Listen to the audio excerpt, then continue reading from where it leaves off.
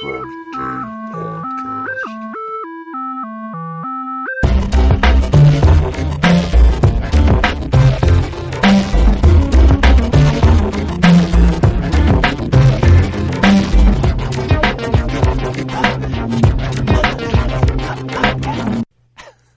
that was the most abrupt ending ever. Wow.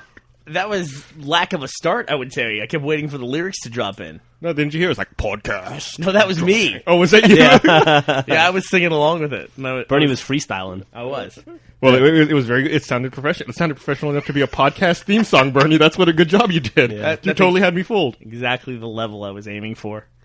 Hey, speaking of which, it's a podcast. I'm excited. Yeah. I've been looking forward to the podcast this week for some reason. You have? Why? What's up? You got something to talk about? I don't know. I think I'm just in a good mood. Wow. I don't know. Yeah. Been a good week so far. We had a great day in the office yesterday, I thought. Well, it's just you, me, and it's just Jeff, Gus, and Bernie this week. Maybe that's why I'm so excited. Yeah, maybe no Jack or Joel to drag us down. Yeah. Double J influence. Think maybe we can get through an entire podcast without Jeff looking like he's about to pass out or fall asleep. Well, that's Jeff all day, isn't it? Pretty much, man. Yeah. It's no offense to the podcast. That's just the way Jeff rolls. Takes a lot of energy to maintain this amount of awesome. That reminds me, we have a new employee at the office who we haven't talked a lot about recently. And we don't have many meetings at the office. Very rare. It's like 4 a year, 5 a year? Maybe 5 a year. Maybe. That's stretching it. Yeah. Anyway, so this year we've had 2 so far this year, which is really rare for us. And our new employee missed the first one and then slept the entire way through the second one.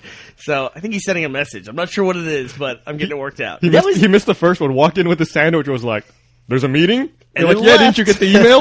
He was like, "Nope," and just turned around and walked out. New employee doesn't do meetings. I'm really sad he missed yesterday's meeting because it was a good meeting. It was. We had a lot of fun. He was there physically. I guess that's true.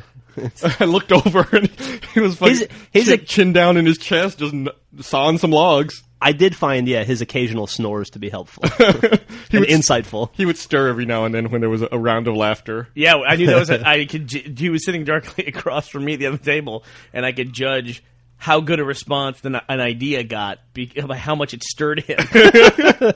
That was like a 3.2. But yesterday we had a pitch session, is what we call it, where we went over a bunch of different ideas for shorts and other projects as well. It was fun. It was great. A lot of fun. It lasted a lot longer than I thought it was going to last. Yeah, a lot of dick jokes, surprisingly. Idea number 1, get rid of the podcast. That's not a great idea for a short. But what is it? This is our 45th. We're coming up on... Is our 45th? Yeah, we're coming up... we're getting close to the 1-year anniversary of when we started doing weekly podcasts. Wow, dude. And it's probably like 2 months away. Something like that. That's awesome. So, yeah, that's about right. We had a week there where we did 5 in 1 week. Oh, shit, I forgot about that. So it's maybe about 3 months away then. Yeah, but this was about the time we started, doing the... We put out the first one... First couple. December, right? Yeah, it was about a month ago. Most people are more prepared with anniversary information than we are. We're trying to retrofit and figure out what our anniversary was. Well, I'll tell you right here. I don't even remember when it was. I remember I posted a podcast that day, and then all the comments for that podcast were, "Hey, this is the 1-year anniversary of when y'all first put a podcast out." And I was like, "Oh, I'll be damned." I have that same problem with the comic. I have no idea. I'm assuming it was April 1st was our first weekly podcast. Fuck it, why not? Let's just say it was. Sure. Number 2 was April 10th. So it would have made sense for us to do it on April 1st. We usually do during the week of our anniversary a week of content, like something new and different every day, and I think this was maybe the Wednesday of that week. Okay. Mm-hmm. Like Red vs. Blue would have been on the actual anniversary, and then we started doing the shorts as well, and then the podcast. I think that's the way it worked. It's actually, number 2 was on April 10th. Yep. That's what Bernie said. Oh, is that what you said? Yeah. Yeah, but in your defense, I said it earlier than you. Oh, well. Also, I wasn't listening. You We skipped between 3 and 4. We skipped like 2 weeks. It's weird. So I guess we must have put out like the Left 4 Dead video or something at that time. Oh, yeah. So based on the feedback I've gotten, or I read in last week's podcast, people want us to talk more about football coaching changes. So that was the worst. Maybe we should dedicate this podcast to that. I walked out from a conference call and I walked back in, and Jack was talking very passionately about damn, dude. college football changes. I never regretted not getting in on a conference call so much. I was jealous of you. Yeah, he was really passionate about it. He was. He's very excited about old white men. Well, it's one thing to talk about football, which people have pointed out to me that a lot of the world doesn't follow football. Right. Well, that's their loss. But then the particular kind of football that we were talking about, which we like, is college football. You could not pick a more regional sport. Sure. Than probably college football. If the region is America. Well, no, I mean, we're in the state of Texas, and not everyone in the state of Texas even likes the team that we like. I mean, there's, it's true. You go a city 100 miles away, and everybody hates that team. You could say that about professional sports. The Texans and the Cowboys are really, 200 miles away. Well, it's pretty arguable that if you're within the state with a team, you might like the team. That's not the case with college football. Yeah, it's definitely college football is definitely a lot more territorial. And you could even argue that the closer you are to that team, the more you hate them. What are you looking at me for? Well, you're from Alabama. Well, you're the favorite drunk tank participant, so we figured you would have some insight there. Oh, no, I don't have any insight. Yeah, roll with it, Jeff. You're Mr. Popularity. Mr. Popularity over there. What are we talking about today, Jeff? Oh, gosh, what do you guys want to talk about? Let's see. If Jack was here, we could talk about Army of Two, but I don't want to bore you guys. No, let's talk about Army of Two. Is it good? I liked it. I never played the first one. Talking about the sequel, Army of Two 40th Day. It's a pretty cool game, though. It's kind of like a more co-op-centered Gears of War. Feels very much like Gears of War, kind of slow shooter. You know what I mean? Like the pacing in Gears is kind of slow, a lot of ducking, a lot of cover. How, I guess, have you played it at all single player, or have you just been playing two player? How does the AI stack up? Like with the game like that, like Gears, I'm always concerned when I'm playing with an AI partner. Well, here's the problem. I played through the whole game with Jack. So it would be hard for any AI partner not to be better than Jack. Oh, right. He's notoriously bad at shooters. What? It's coming from Jeff, by the way. I just want to point it out. I hold my own. Weren't you trying to complete like the game on Veteran yesterday, and Jack was trying to do the exact opposite of what you're supposed to do? Yeah. That was awesome. That was Call of Duty. Oh, that was Call of Duty? Yeah, we were trying to do a Spec Op video, and I couldn't get Jack to go upstairs with me to save his life. He insisted on going in the garage. The murder garage. So, anyway, the thing I like about Army of Two, though, it's like a 5-hour game. That's not bad. No, it's great. We talked about this last week, too, but I really appreciate short games. Most people would argue and say that's bad, though. No, fuck I them. think. Yeah, I agree with you, but I think most people want longer games. Yeah, when we talked about that last, there was a lot of feedback. There's a heated discussion about the length of video games in the comments for that podcast. And I think the main point was just from an economic standpoint, people want the most for their $60. Yeah, but when you get like a long 10, 12-hour shooter, you're playing a game that ends up with like 4 or 5 or 6 filler levels, right? Mm-hmm. That just aren't interesting. And they're just you end up with a lot of levels that they just put in there to pad the time. I agree. And I'd rather play a 5-hour shooter that's designed well enough that I want to play it through 4 or 5 times than play a longer FPS once. I did not like the movie Avatar more than I liked Inglourious Bastards because it was longer. You know? Yeah. It wasn't much longer. Inglourious Bastards was 2 hours 30 minutes long. Avatar was like 2:45. My point being, Mr. Semantics, that you can like it's the same movie. It's the same length. You don't judge movies based on the length of the movie. Mm-hmm. Is what I'm saying. You don't sit there and discuss it and say nobody walks out of a theater going, that movie was only 90 minutes. Fuck that! I want my money back. I want $2 back. How long was Toy Story? It was 72 minutes. It's pretty short. I think it's Jack has just joined us, by the way. Hi guys, Hey, what's up, Jack? And Jack, hold this. How long was Toy Story? Do you remember? Toy Story, it was a shorter movie. I don't know. I want to say it was less than 90, but I'm not sure what exactly. My biggest disappointment was Dana Carvey's Master of Disguise, which is only like 70 that minutes was like long. a 70-minute movie. Mm-hmm. Yeah. I didn't see it, though, did you? I felt ripped off on many levels. You didn't actually see that film. No, I didn't. We should watch it now. we should. We should organize like a viewing on the website or Did you something. see Dana Carvey in that? Was it a Sprint ad or some? There's some commercial he's in right now. It's a Sprint ad. God, that's weird. What was he in before that? What was the last thing he was in? Wayne's World 2? Really? Yeah, he had health problems, right? Did he? Yeah, I think he caught some kind of a disease or something. No, he had a heart surgery that the surgeon botched, and then they had to have the heart surgery again. Okay. I'm totally working from memory here, but I think he had some kind of vessel, like an artery or a vein, in his heart that had to be repaired. then his claim was that the surgeon messed it up and it derailed his career for like 2 years at a very vital part of his career. If you're going to have a surgery botched, I think heart is the last surgery he won botched, right? Heart or boner. Heart or balls or brain. Brain, yeah. I'd never heard that before. Boner surgery. Like Schwarzenegger had preemptive heart surgery. There's no such thing, in my opinion. I'm not going to do heart surgery proactively. Yeah, I don't know. I just wait it out. I'd live close to a hospital. That would be my strategy. That shit is rough. Apparently, I'm reading here, he underwent open heart surgery for a blocked artery in 1997, but had the wrong artery operated on. Oh, he later sued for medical malpractice and was awarded $7.5 million. He's had to undergo 5 operations in total to correct his heart problem. Fuck, dude. Look at the big brain on Bernie. Look at that. All from memory. Poor guy. Dana Carvey's girl, right? I saw a thing the other day about him where he had some sketch comedy show. The Dana Carvey show? Yeah. Yeah. And it only ran for a few episodes, but it had people, like almost the entire crew that is now The Daily Show and The Colbert Report. It had a tremendous amount of talent, writing talent. I think Steve Carell and Stephen Colbert and, God, there's somebody else Dave too. Chappelle? Was Dave Chappelle? Mm-hmm. Dave Chappelle was a writer for that. Wow, that's a fucking crazy cast. Yep, it's probably a guy who just knew a bunch of really funny comedians, young comedians in the club circuit or something, and just hired them. Louis C.K. and Robert Smigel were producers. Wow. Smigel. I gotta say, some of the sketches were out there, but they were pretty funny. I heard that show was pretty outrageous, like over the top. Well, he was a Groundlings guy, right? Carvey was? I don't know. Like all those guys. I believe so. Yeah, all those Groundlings guys, they ended up on SNL or... they've all done pretty damn well. Man, did anybody watch? Speaking of SNL, did anybody watch the Sigourney Weaver SNL? It was okay. It was terrible. Man, I was being friendly by saying it's okay.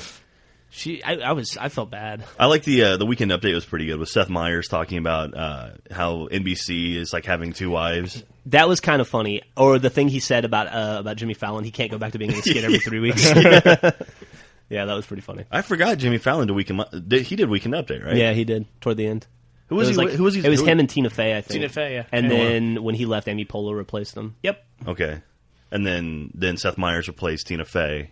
And now Amy Poehler's gone on to smaller and better things. I don't know about better, but she's on Parks and Recreation, right? Yeah. I don't know how it's doing. That's what he's talking about. I just saw an episode of that for the first time. Which one did you see? Last week. Will Arnett was. I saw that one too. It was all right. Yeah, it was. I watched the first episode and it was terrible. Yeah, I'd never seen an episode. I saw that one. It was okay. I laughed a couple times. Yeah, same here. As soon as I saw that Will Arnett was in it, I was like, I gotta watch this. Watching it was I just felt like I was watching The Office, but set in a different office. Well, I think then that's the appropriate feeling. I think that's what they're going for. But strike while the iron's hot. That Aziz Ansari guy is kind of funny on it, I thought. I don't know. He's got a new special on I found him a bit annoying. He's funnier not on it, actually. Okay. Oh, yeah? He's funnier in other stuff that he does. He's got a special on Comedy Central right now that's pretty good. Cool. He's one of the human giant guys. Yeah. And he was the one who had that really funny part in Observe and Report. I haven't seen it. Yeah. Seth Rogen Mall Cop movie. Which was good, you said, right? You should go see it. It's I want to see it. It's a dark comedy. It's on DVD really now. funny. It's extremely dark. Well, it's by the Foot Fist Way guy, right? Yeah. I forget his name, but I was thinking. Really? Yeah. I didn't know that. Yeah, Jamie something. Oh, right? No. The guy that not Adam McKay, but the guy that actually created. He also did Eastbound and Down. Yeah. And crap, I can't think of what his name is now. Yeah. He's not the dude that's in it, right? No.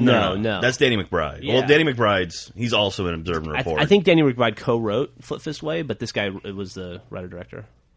I can't think of his name. That makes sense, too, because the girl from Foot Fist Way is in Observe and Report. Well, there you go. She's like a corn dog girl. That movie did not do very well. I hope that's what I think it is. Well, I think the people that went and saw it thought it was going to be like Paul Blart 2, and then if you go see it, it's nothing. It's a twisted, sick movie. Like Jody Hill. Jody Hill. Yes, Yeah. who you all are thinking of. Man, I was thinking about this on the way in today. So in this podcast, there's only 2 of us that actually have cable TV at home. Yeah. That's a little bit weird. I've got the internet. I got the internet. Yeah, No, that's not cable TV. Fuck that. I got the internet and I got an antenna. What else you want? Well, I mean, like you don't have a traditional experience that like Bernie and I have. Like as far as watching TV and everything like that. Like you can't go home, right? You couldn't watch Daily Show last night and see who was on. I could watch it tonight. Yeah, but you're missing things that are like very, very, important. Jack is saying you're not in the moment. Yeah. No, but I mean, like you guys represent sort of the new way of looking at sort of television media, or not even television media, but just I think Gus and I don't watch TV nearly as much as you do. No, I don't. No, but that's the thing, though. I mean, it's weird that like I don't know. I think we're coming across this, the future now where people are stopping to watch traditional TV. I'm actually. It's funny you bring this up. I'm looking into doing this project for my TV at home, where I'm trying to figure out how to build like a little home theater PC that I can use as a DVR with my antenna, and so that I can use it to watch like Hulu and other stuff on the internet on my TV, and have it be remote controlled. So it's like a more traditional experience, but still, like you said, delayed a day. Yeah, I hear all that, and I'm just like, get cable. Fuck it. Save yourself some grief. I mean, I spend $400 on a computer to do that, and that's like a cable bill for 3 months. The way I look at it, I like to watch, and you guys feel free to make fun of me for the shows that I watch, but I like to watch any Gordon Ramsay cooking show, not time sensitive at all. Unless you're watching something like Hell's Kitchen and someone spoils it for you. Who the fuck is going to spoil it? None of you people watch those shows. I love that show. I watch Hell's Kitchen. Dude, I watch Hell's Kitchen. We never talk about it. Because no one else watches it in the office. I don't have anyone to talk to. I've watched Hell's Kitchen since season 1, man. I love that show. Yeah. Anyway, okay, fine. We're totally spoiling it. Every day. Hell's Kitchen, Project Runway, 30 Rock, and The Office. I can wait a day to watch any of those shows. And it saves me $140 a month. All of those except Project Runway. If you had an antenna, you could watch them. Yeah. The day they came out anyway. And I do have that antenna. I still, even though I have that antenna that you gave me, I still choose to watch that stuff online at my convenience. I don't need to watch 30 Rock on Thursday night. I don't have that burning desire. Yeah, I've got... I might feel that way about Lost when Lost comes out, but... I can watch any of the network stuff the night it comes out. Well, I have an antenna. The list again was Hell's Kitchen, Project Runway. Yeah, what else? 30 Rock and The Office. And that's it. I bet you motherfuckers want us to go back to football at this point. Project Runway. I went Gossip Girl and Project Runway. I went to Jeff's house the other day, and he had a Project... Well, I don't know, maybe Griffin. Someone had a Project Runway sewing machine in their living room. That'd be Jeff. What? Yeah, that's mine. Yeah, Griffin has a sewing machine that just happens to be like the Project Runway sewing machine. Oh my god! Do you have a Margaritaville? She didn't run out and buy it because it was a Project Runway sewing machine. She just needed a $150 sewing machine, and that was the one that was in her budget. Was it a quality product? No, it broke. Did you make it work? Did you make it work? It's busted. No, it's broken. We didn't make it work. That's cute though. Thank you. Tim Gunn was actually on How I Met Your Mother last week. I don't know who Tim Gunn is. You do. You know who Tim Gunn is. I love him. Who's Tim Gunn? He's the pseudo host of Project Runway. Okay. See, I pick up a little bit of the show from osmosis because my wife watches it. She's also watching The Bachelor right now, which is, I mean, that show will make you stupid. If you sit there and watch it, it will make you a dumb person. You know, it's funny you say that because I was flipping through the channels last night before I watched Harry Potter, which was awesome, by the way.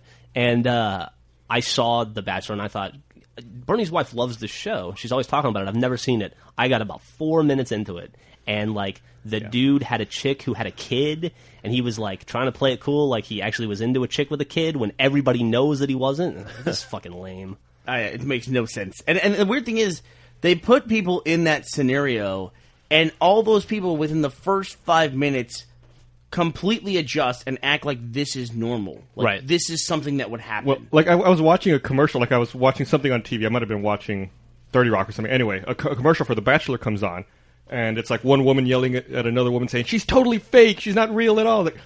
Aren't all these people fake? Yeah. How can one person on the show accuse someone else of being fake? I can't imagine anybody in the world would say, you know who I really want to marry? Somebody on a reality show. Yeah, somebody on a reality show who's picking me out of a group of 12 people. Yeah. Or even the guys, there's 25 people, I think is what they start with. I have the idea that this is my type. I go for the reality show type. And I can just find this great one out of all these super duper qualified women. I just can't imagine that. You know who wins in this situation?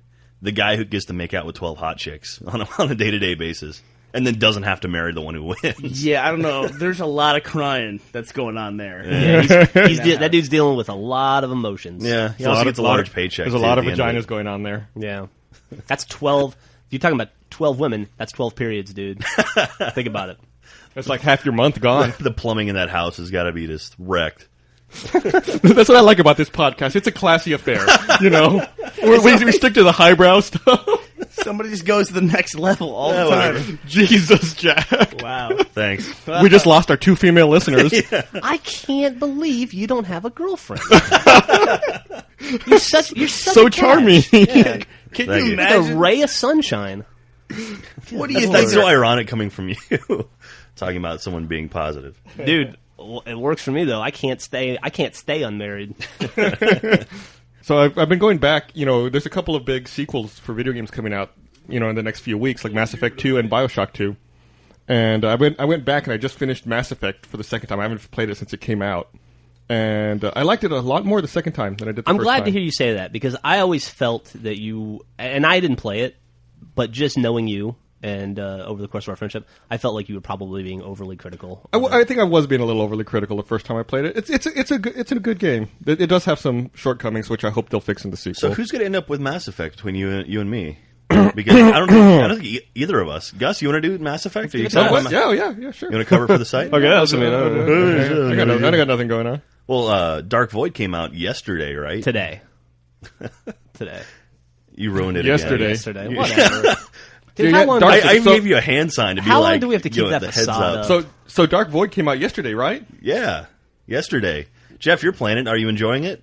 Yeah, the criticism of the game so far is that it's only about 5 hours long, which means I love it. Well, that's like Army of 2. Army of 2 is really short. We were talking about that earlier. Oh, yeah.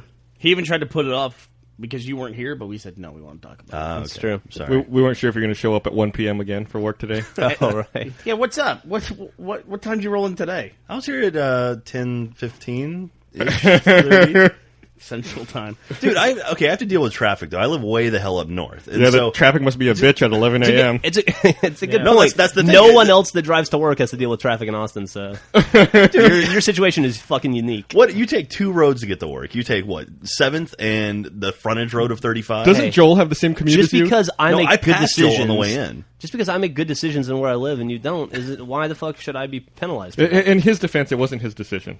That is true. It's where his parents decided to live. It's true. I'm about 2 months away from being debt-free. Other than my house. Other than the largest debt possible in life. Other than that 6-figure debt hole I've got. Man, speaking about being debt-free, I'm selling my rental property. I'm excited. I'm going to be free of that shackle mess. Nice. How long have you had that? 9 years, I think. Wow. Maybe 10, yeah. Have you ultimately profited off the thing? I don't know that anybody ever profits off the sale of a house. I haven't lost as much money had I been just purely renting it, or renting a place all that time. Yeah. Well, if you think about it this way, I mean, he lived there for many years. Oh, okay. So I lived there for 6 or 7 years. Yeah. Oh, okay. So you've just recently been renting it? Yeah. Oh, okay. I didn't know that. That's off Riverside? Yes. Okay. That's the house where we recorded the first dialogue for Red vs. Blue. Yeah, that picture we have on the couch. Really? It was there. Yep. Can you put like a historic landmark out front or something? One of those Texas ones. That's also where we used to do the shipping for the DVDs. We'd get the fucking pallet. Oh right, yeah. The freight truck would come and drop it off. Your sometimes bedroom was our shipping department. We had all our T-shirts laid out on the bed, stacked up. Did you sleep on the T-shirts? Oh yeah, I rubbed my balls on all of them. I don't know what's wrong with Bernie over there. I don't know. He got all he's sad lost. and melancholy all of a sudden. No. I'm just trying to get the most popular podcast member by looking vacant. I was just thinking that house was how I actually met Jeff, and I'm thinking you had it longer than 9 years. I bought it in 99. So 11 years. I bought it in May of 99. It'll be 11 years at least now. 11 years, yeah. So I've had it for a long time. Because I had to sign the paperwork to kind of approve the fact that Jeff had a job and say, I can verify this and that he has this salary for his mortgage application. I thought, who is this guy out here who works for us that's buying a house? And he was were you a level 1 at the time? Yeah, I was a level 1. Entry level position. He was buying a house. So $8 an hour. I went and found him out on the call center floor to introduce myself because I thought, here's a guy who understands what's going on. Man, that's fucking ambitious. $8 an hour and you bought a house, huh? That's a cheap house. That's crazy though. That's awesome. I got a good mortgage rate. You got a veteran. VA loan. Mm-hmm. Back in the day, it was great. 7%. I know. It was awesome. Well, the big deal was you didn't pay any closing costs. Which I didn't have to pay any closing. Can be significant. Which is significant. Yeah.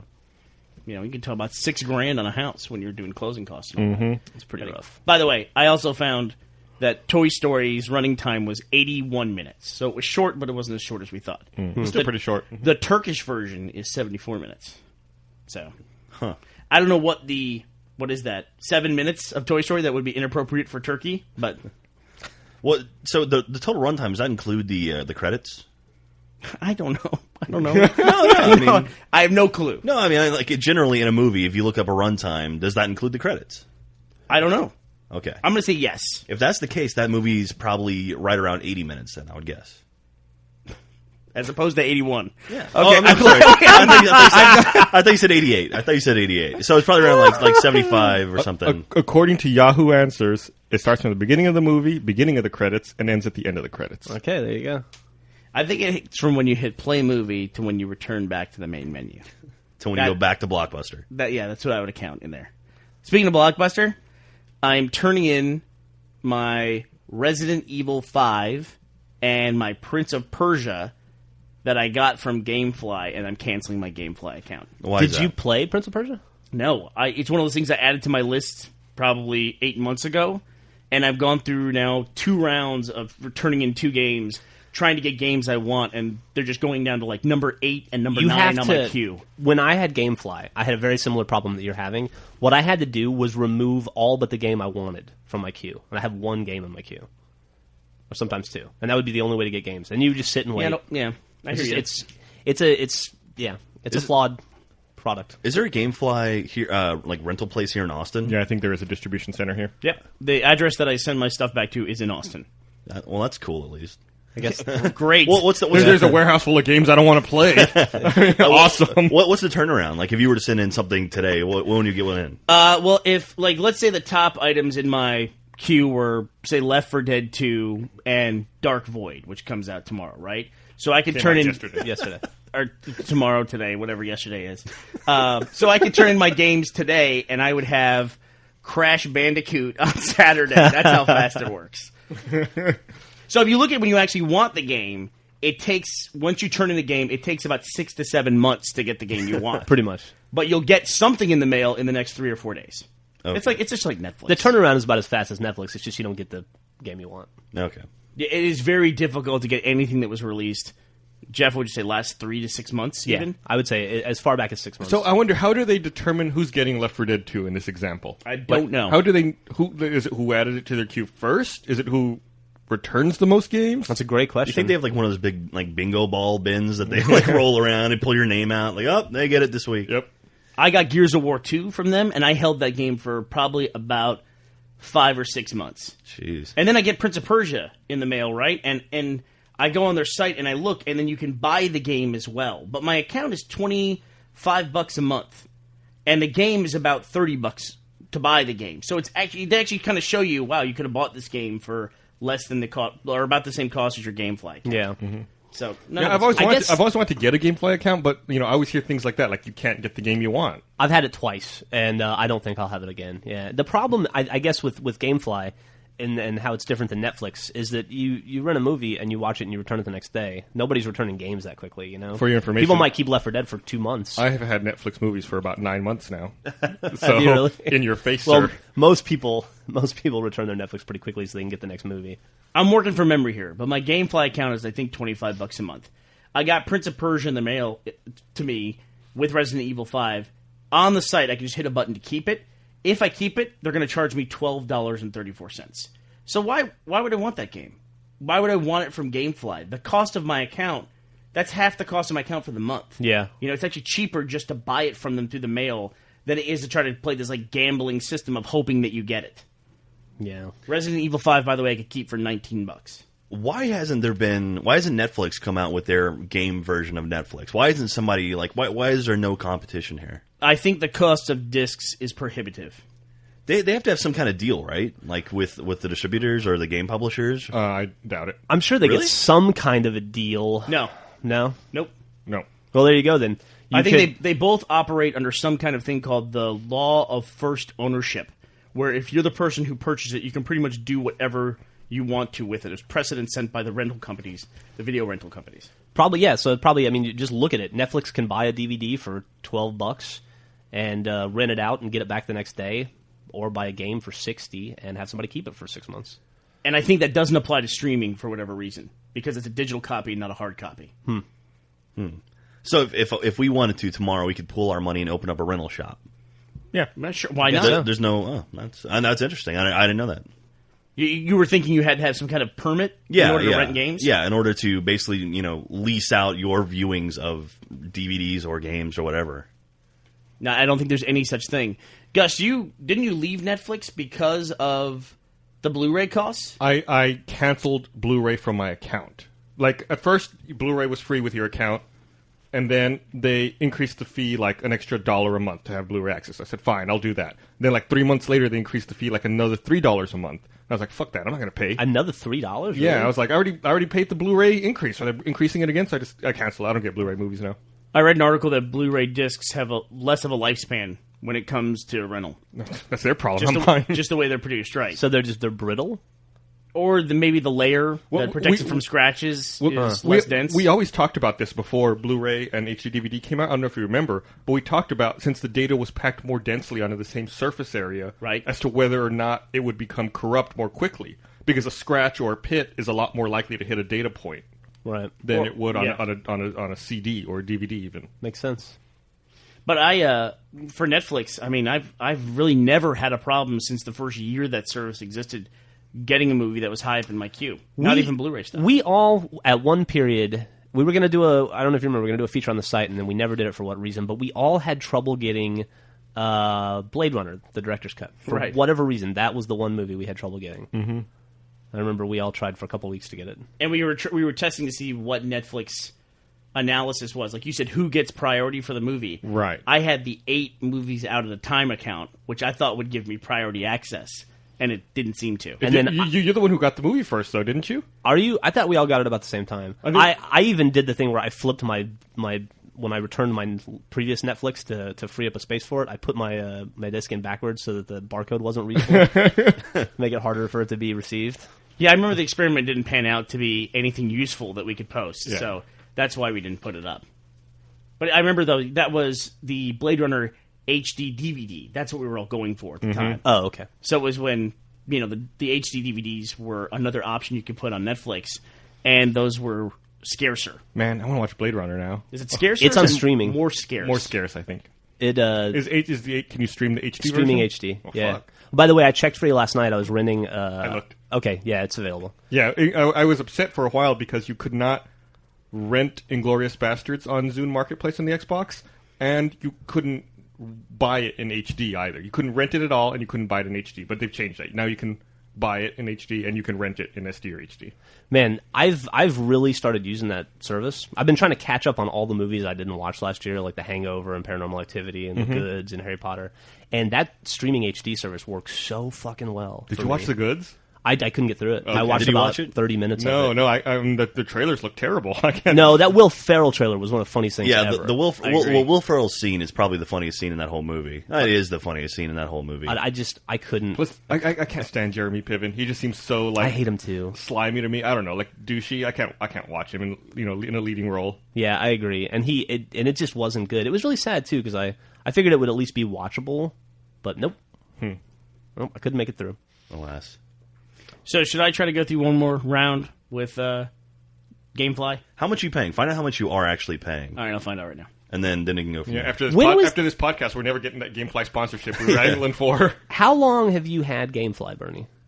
No, I'm like you. I turned it back on probably about 6 months ago, thinking, okay, maybe they have everything worked out. Right. Now. And then I ended up paying for games that I had for, and part of it's me. I kept Gears of War 2 forever, and something else like Saints Row 2. I just kept them forever. Didn't Mega 64 do GameFly ads for TV? Yeah, they have very funny GameFly ads. Maybe GameFly should be spending money on more discs and less money on talent. Hey, no. Put our friends out of jobs. I pay $22.95 a month, all of which I hope goes to pay for Mega 64. No, those commercials were great. We love the Mega 64 guys. And then I could get 3 games out for $29.95 a month, or I could pay $36.95 a month and get 4 games out at a time. You know what they should introduce, a service like GameFly, is they should have like tiered level.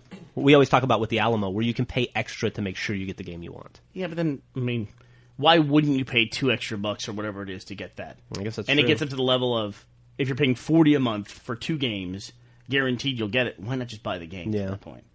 So, I guess it just depends on how fast you go through games. So, I realize it will come back to GameFly at some point, but I'll be out for probably 6 months to 9 months. Speaking of which, I just got notification that I have another 7 free days of WoW, so you can expect me to see me back on WoW. That's how I play WoW. I just wait for them. I just cancel free my 7 account. days? Yeah, and then they send me, hey, come on back, please. Here's 7 days or 14 days. And I get all my WoW in 7 days. That's awesome. I can't wait to track you on the Armory again. Watch you progress. They just upgraded the Armory, too, didn't they? Yeah, now there's a 3D model viewer and like a texture previewer in the WoW Armory. What does that mean? You can look at your model and like rotate it and see it with different armor sets on. So you can see your character in your browser. It's pretty cool. Essentially. I guess. I haven't played in a while. Let me see if I can pull up one. You stare at that character all night long. I couldn't imagine being at work and thinking, I just got to take a look at him. Can you put different armor on him? Yeah, I think so. Oh, wow. If you can dress up your doll on the internet. Holy cow, that's awesome. It's the best. I mean, Tamagotchi. You can look at other people's characters, and you can also look for like weapon upgrades. See, there's my character. This gets better and better. Do 3D model. Speaking of WoW, Gus, have you beaten Darksiders yet? No, I think I'm close. I've been working on an Achievement Hunter video, and I keep thinking I'm close to the end of the game for it, and then it's like, oh wait, no, you're not close. You're not done. Yeah, that's what Bayonetta was like for us. And so I'm still plugging through it. I think I'm finally close. I might be like 80% done at this point. Oh, cool. How are you liking it so far? It's okay. I feel like it's a lot of concepts taken from other games, like mashed into one game. Yeah. It's okay. I mean, I if I had to give it on a scale of 1 to 10, I'd give it maybe a 7. Really? So far, we'll see how it pans out. Okay. Cool. So not a total loss. No. I mean, I feel like I look at a lot of enemies and a lot of art, and I feel like, oh well, I've seen that character, I've seen that model before in WoW. Oh, I've seen that model before in another game. It's like it's a lot of, it draws a lot of inspiration from a lot of different places. What are you guys most excited about coming out in the next few weeks? God, I don't know. There's tons of stuff. Mass Effect 2, Dante's Inferno, Bioshock. I'm pretty 2. excited about Dante's because it's new IP, and I played it a little bit at PAX. I'm excited about Mass Effect 2, but I can't tell you why because I didn't play the first one. Yeah. I'm excited about Bioshock 2, but I barely remember the first one. I'm actually replaying Bioshock right now. I was going to say that earlier. Yeah. I finished Mass Effect 1, and I'm replaying Bioshock. You enjoying it your second time through? I've only about 2 hours in. I was going to show you, Bernie. I can make my character dance in my web browser. I know how much you love the dancing. Yeah, I can't get enough of dancing in MMOs. I hope Old Republic will have dancing. It does. In Star Wars Galaxies, dancing was a profession. That's true. Really? You'd go into the cantinas and see like 20 people in the corner dancing. I would like to build a filter into an MMO where if anyone ever dances at any point in time, I just immediately can't see them. Like they go invisible. Ever. I can't imagine taking my That could be time. dangerous on a PvP server, though. Taking my time Someone run to up and dance. see you dance, turn invisible, and stab you in the back. I'm sure. Yeah, exactly. I'm sure that I've danced at some point, but it just gets so old. Like when you walk into a town and there's just a bunch of people in the middle of the town just dancing. I'm Yeah. like, what are you doing? What are you doing? You're not even like You're paying $15 a month to do this. Go kill something. You just type dance. It's not even like you're doing anything like some kind of fun beat game or anything like that. Slash dance. Slash dance. I use the hell out of slash spit though, constantly. I'm one of those people that I will just go as deep into the enemy territory as I can, like all the way down to the training levels where you can't attack other people. They're too low level. It's like a yeah, it's like not a starting towns. Yeah, starting town and stuff like that. Just wait for somebody to click on me with the wrong button. Grief. Yeah, it's kind of funny too because the very first time I played WoW, where Griffin and I first started, we had to call Gus in because we were getting griefed like that, like level 2 or 3, and I thought, I will never be that guy. I'm never going to be that asshole. And as soon as I play, like anytime I go back to WoW, the first thing I think of is where can I grief? Yeah, I remember I had to go save you guys. Get this fucking alliance. You were down in Razor Hill. Yeah, was that it? Razor Hill. There was like two rogues invisible. Way back in the day. I'll do the thing where I stop on a hill and they all turn, they look at me, and I'm at the top of the hill, and I just wave at them. Wait, not fast enough, fireball. I used to, with one of my characters, I used to log him out at the bottom of the lake in Red Ridge Mountains. And then I would consider him like a Godzilla or like a sea monster. I'd like log in and I'd come out of the water like right next to the town and just start like fireballing everyone. That must be a tough place to quest for the Alliance, I would think, because I've never been there. I'd come out and like just start terrorizing everyone. Throw a few slash roars around. I play a warlock, an undead warlock, and I have one of my pets it was succubus. Is that right? Yep. Yeah. Mm-hmm. It's invisible. especially if you're a much lower level. Mm-hmm. So a lot of times I'll be a really far distance away from somebody waving to them, and I like send my succubus, and I just watching her run out there, and they're like waving and like looking at me, and then all of a sudden the succubus just smack, and then they go running. It's just fun to know it's coming, and they have no idea. They're like, nah, he's cool, he's not going to do anything. He's waving. And then fireball. Fucking idiot. I don't think I have a fireball. I have a death bolt or something like that. Death coil? Death coil. That makes sense. Man, I need to jump back on. The drunk tanks have been sort of slowing down lately. Wowless. It's been a long. We've been pretty busy the last few months, I would say. So when I get we've been too busy to play video games. Yeah, exactly. When does Cataclysm come out? Because that's probably when I'll come back. Oh yeah, still no release date. Do you think it'll be this year though? Yeah, I think so. Okay. Do you think Old Republic got pushed back due to Cataclysm? Do you think they were scared of it? No, I really don't think so. No, I think everyone in the world is salivating, waiting to get in the MMO market right now. Yeah, really? Don't you think so? I think so. Yeah, I'm actually surprised we don't hear more about Star Trek Online. That's coming out in like a month, right? They just entered open beta. Yeah. So what does that mean? When are they coming out? You can sign up. I remember I read the star date a couple drunk tanks ago. I don't remember what it was now. I think it's like the first week of March or something. Oh yeah, that's right around the corner. Let me look that up. I'm pretty excited about that. Something I'm looking forward to is them announcing what the Oscar nominations are going to be. It's going to be interesting. Isn't that this weekend? 10 nominations. I thought it was like February 1st, right? Something like that. No, when they announced the nomination. Yeah, that's what I'm saying. It's like the first week of February, somewhere in there. I think so, too. I think Jack's right. What did you guys think of the Golden Globes? Any surprises? Hangover won Best Comedy? God damn, dude. Oh, no. The nominations, the voting ends for nominations is Saturday. That's what I was thinking of. Oh, okay. Don't get me started on The Hangover. I finally watched it over the weekend. You hated that movie. I hated it. How does Gus know that when the voting for nominations That's a really good question. Are you part of the Academy and we didn't know it, Gus? I can't say. Star Trek Online comes out February 2nd. Whoa, really? Wow, that's really close. That's first. That's the. I don't mean to derail. That's totally fine. I just went off in a tangent in my head where... See, now why haven't we heard about Star Trek, right? But when Gus said that, and I thought, is Gus part of the Academy? And I thought, what if Gus is part of the Mexican Academy? And like there's a whole series of films starring Gus like as some kind of bandito or something. I just went in my head and thought, how great would that be to find those? I'm a big Senor Spielbergo fan. Anything we should know? Sorry, I did not mean to interrupt you guys. Oh, that's cool. I don't even know where we were. So you saw The Hangover? Oh, yeah. I just didn't like it. I don't know. It wasn't funny. It wasn't a comedy. People say it was a comedy, and it wasn't. I think you're being too hard on it. Yeah. Here's why it wasn't good. Because Brandon described it as the perfect comedy. So I asked him, what's the funniest moment of the movie? And he said, I can't think of any. Well, the problem is you're talking to Brandon. I guess. I mean, I recognize that there's value to the film because it made $277 million, which is extremely impressive, especially for a comedy. But when I watched it, I kept thinking, I'm going to laugh. Okay, well, they're going to tell a joke. You're waiting for jokes, right? Yeah, there was nothing. Zach Galifianakis, like when he got... Zach Galifianakis was the worst part of the film. When he got tased and was walking towards that child, that was pretty funny. It was okay, yeah. I mean, that was humorous, but that might be the only time that I laughed or even thought about laughing. The little girl screams. The Mike Tyson stuff was horrible. I don't know, humping the fucking was pretty tiger. funny. Really? Yeah. All right, I guess. Sorry, Grandpa. I don't know. When a movie gets Best Comedy of the Year, you expect it to have some comedy. Yeah, sorry, there's no vaudeville in it. There's no Buddy Hackett in there for you. Wow. Just saying. The movie was all right. It wasn't the best movie ever. Go back and watch it again. I watched it once. Yeah. You watched it once. We're on equal footing. Why should I fucking watch it again? Because I've seen it more recently. I'm telling you, that movie's not good. I saw it like 2 weeks ago. And try to look at it this way. You disagreed with Brandon's review, but at least when you asked him about the movie, he didn't fall asleep or show up after noon to answer your question. That's true. That's a very good point. So he's got that going for him. He starts off with a positive.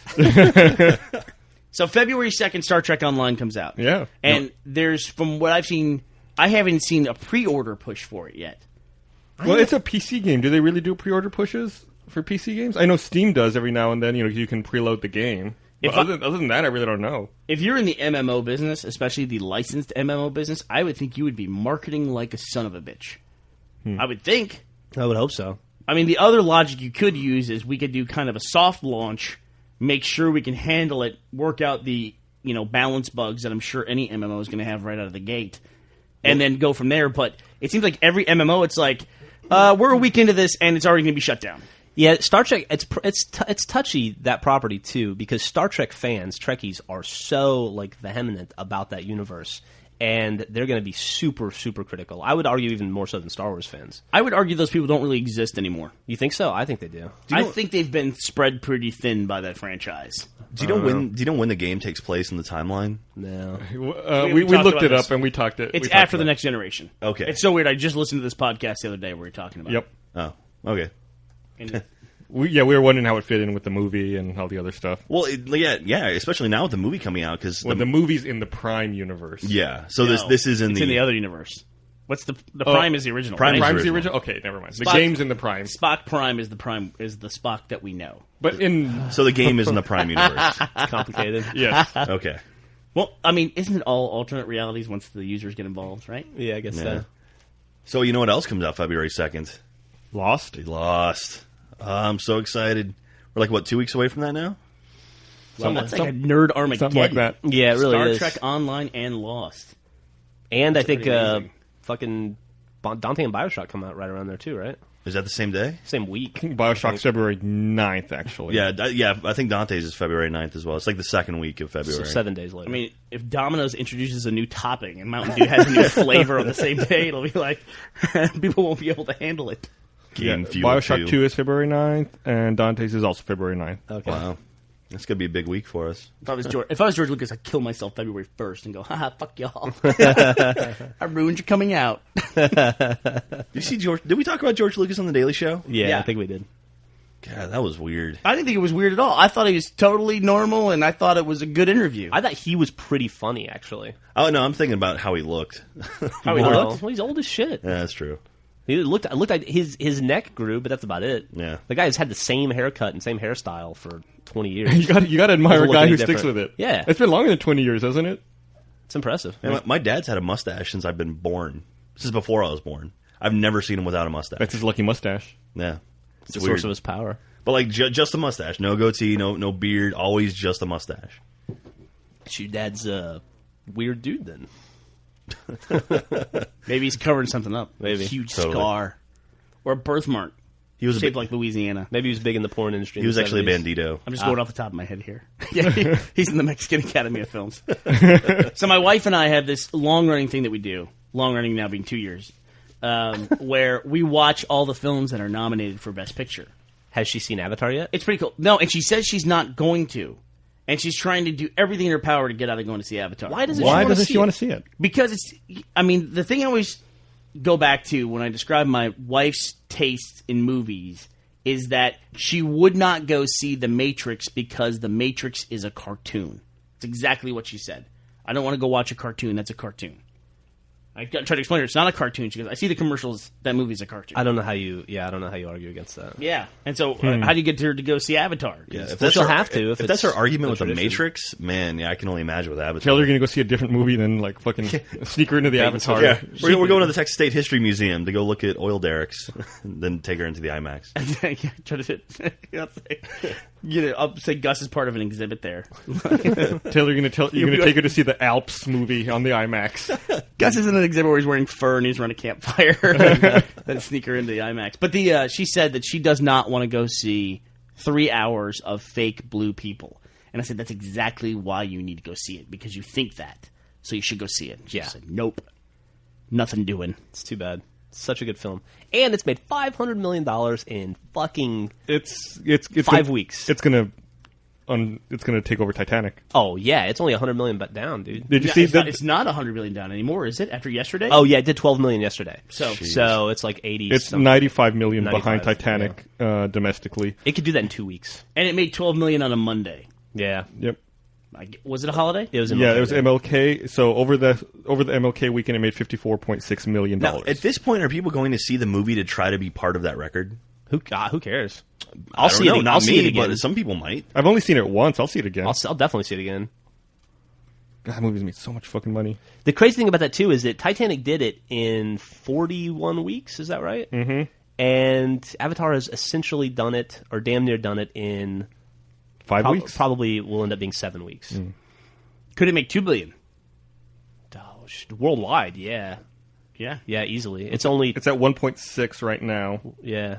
It's $222 million behind Titanic worldwide. It's going to probably break both of those records at the same time. And if that movie cost $500 million to make, which is what they were saying, with marketing and everything, and it makes $1.5 billion, it'll have made the profits of about 15 blockbusters. Yeah, at that point. Jeez. I mean, he's on a different level. Right? He's on a different level. So what's his next film? Has he talked about that at all? I think he said he was going to do Avatar 2, right? Really? I heard there was talk about that. There's also talk about doing a True Lies sequel as well. I'd heard about. That True Lies sequel rumor's been floating forever. Yeah. But I know Schwarzenegger hasn't ruled out doing more movies. Like, I think he supposedly has a cameo in Expendables, I think. Oh, really? I think so. You know, the other week we talked about how some of the vehicles in Avatar look like Halo vehicles, and apparently I guess James Cameron talked about that. I don't know if y'all saw that. No. Did he really? Yeah, he had an interview on G4 on X-Play where he said that, well, those were his designs to begin with. Oh, really? Wait, what? Yeah, he said that, he said he knows that a lot of the stuff he's created has entered, like, pop culture canon. Oh, you're talking like stuff from Alien and Aliens? Right. Oh, okay. So he said that, of course, this is stuff that he created originally, and it's just out there. And, of course, people are going to use it. And, then he comes back to use it. He can still use it. It's his stuff. He's doing interesting marketing this time around for this film. Like, he's showing up in really unexpected places. Like, for instance, you wouldn't expect James Cameron to be on G4 right. or on Saturday Night Live, which he was in, or on Howard Stern. He was on Stern? Yeah, or he's about to be. Yeah, he's a scheduled guest. He was funny on Saturday Night Live, the Laser Cats 5 or whatever. Yeah, I don't know. Seeing Sigourney Weaver running around dressed like Ripley holding a lion, that was a flame-throwing lion. That was pretty funny. I thought it was funny when she threw up on Bill Hader. This goes back to the thing we talked about before. Jack really likes referential stuff. Yeah, like I was watching one of your videos that you made for Achievement Hunter, and he called Wolverines the best named level in the history of video games. For Modern Warfare 2. Why? Just because it's named after Red Dawn? After Red Dawn. So Jack just really likes referential stuff. Like, especially anything that references, like, the 80s or early 90s. Jack's just one of the guys that thinks that's so cool when they do that. So there you go. And it doesn't, like, to me and you, it probably feels like, no, okay. I get it. I saw that movie, too. Yeah, you were in the movie. I get it. But James Cameron, if he only has to do promotions every 5 years, why not pull out all the stops, right? Yeah, no, I just think it's cool that he's going in unexpected places. Like every 5 years, you'd expect him to see him. Yeah, when was Titanic? Titanic was 12 years ago. 12 years ago. Was it 97? 97 with Titanic? Yeah. Yeah, like you'd expect to see him on the Tonight Show and Letterman and that kind of stuff. Not necessarily on Saturday Night Live. Got a decade of material to talk about. I guess so. But he's always done like weird stuff. Like he's like Lucas. He just doesn't seem to give a fuck. That was the thing about the Lucas interview with Jon Stewart is. He's like, I don't care, whatever. People don't like it. That's okay. Like what you like, and don't like what you don't like. And Cameron did that thing for MTV Movie Awards. Remember the Ben Stiller, Vince Vaughn pitch for Titanic 2? Yeah. Oh wow, I remember that. I don't think I ever saw that. He's always done weird stuff like that. Yeah. In fact, the Laser Cats thing reminded me of that, where it was them pitching like an James underwater Cameron. dome or something. Yeah, that Jack from Titanic is still alive and living in the ship. And it's or it's intentionally bad. Yeah. And James Cameron is playing essentially the Lorne Michaels part, and that going, no, shut up, this is terrible, shut up. So speaking of late night talk shows, have you guys talked about Conan or anything yet? Do you want to? Let me read you our first piece of viewer mail. Oh, here we go. Bernie's excited about this. I'm glad that he mentioned that. So, one of the best parts about working in this company is that Bernie and I share an office, and when Bernie gets annoyed, it's always supremely entertaining, and I get to be there at ground zero for it. He got so pissed off last week when he read this comment. Did someone? What was the comment? It was awesome. This is in response to last week's podcast when we talked about the Conan O'Brien thing. Okay. And Jay or Dan on the site. Which one is it? It's just, I don't know. His name is Jay or Dan, which is actually a pretty funny username. But he wrote, Bernie doesn't seem to really know the whole late night deal. He seems to think that Conan is the one being canned, but it's really Jay Leno who is doing so poorly that NBC wants to put him into Conan's time slot. And Conan wants nothing to do with it, so now he's threatening to leave altogether. It bugs me when they talk about these things and don't have all the facts, but still form such a strong opinion about them while acknowledging they don't really know what's going on, them being us. Well, there you go, Bernie. You just got served. Oh, snap. Do you think there's people out there who really believe that Jay Leno is on the outs with NBC? Right. Yeah, right. And so that's why they're putting him back in the Tonight Show slot? Yeah, there's one person it's apparently in the world who believes that. It's either Jay or Dan believes that. And that person hates when people spout off about stuff that they don't understand. Good Lord, dude. Jay Leno's done so poorly he's getting that flagship late night talk show back. Yeah, getting it back after quitting. You know, I mean, should we correct this? I mean, should we bother to even explain the situation? No, there's no rationalizing with someman like that. Well, we don't know what we're talking about. No, and he won't listen to us anyway because we don't know what we're talking about. We need the Skiz to go and regulate on Jay or Dan. Oh, we should talk about that. So we started saying the Skiz. The Skiz is different than the guy who... It's the skits. It's the skits. And actually, it's funny because the Skiz messaged me and said, I know you've been like saying good things about me, but I'm not actually the guy you're referring to. We have the Skiz on the website. It's actually the Skiz. Yeah, it's the Skiz. And the guy who is watching us is the skits. Yeah. So it's two different guys. Anyway, the whole Conan thing... If they had a giant rally, everything was awesome yesterday. But so suppose rally, come on, what's wrong with people? No, it was pretty funny. But anyway, this week is probably going to be the last week of Conan on NBC. And this week he announced... Not because he got fired, though. But only because Jay Leno's doing so poorly. Only because Jay Leno's doing so poorly, they gave him Conan's job. But they've announced like the week of guests. Like Will Ferrell's going to be on this week. I think Norm Macdonald's going to be on this week. It's going to be just a week of just guests who don't give a shit. Man, I went back... It's funny you say Norm Macdonald. Over the weekend, I was laying in bed and I was thinking about Norm Macdonald, who's he's so funny. One of my favorite people in the world. And I went through and I watched all of his appearances on Conan. His last one was fantastic, dude. That dude. That's like the perfect example of a dude who doesn't give a fuck. Yeah. But I'm excited to see Will Ferrell back. Will Ferrell was Conan's first guest. He was really funny. Tonight Show. He was the first guest. Anyway, he was the old show's last guest. Mm-hmm. So, and he could be this new show's last guest. I wonder if he's going to be the first guest for Jay Leno's Tonight Show. Oh God, Part 2.